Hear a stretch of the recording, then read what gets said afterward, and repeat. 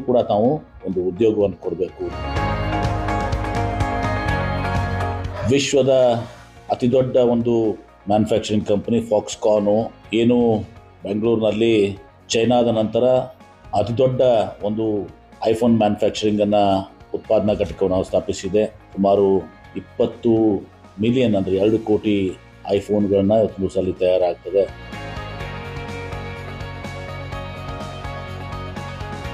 ಆ ಕಂಪನಿ ಸುಮಾರು 2 ಬಿಲಿಯನ್ ಅಂದರೆ ಸುಮಾರು 20,000 ಕೋಟಿ ರೂಪಾಯಿ ಅದನ್ನ ಹೂಡಿಕೆಯನ್ನು ಈಗಾಗಲೇ ಅದು ಬೆಂಗಳೂರಲ್ಲಿ ಮಾಡಿದೆ.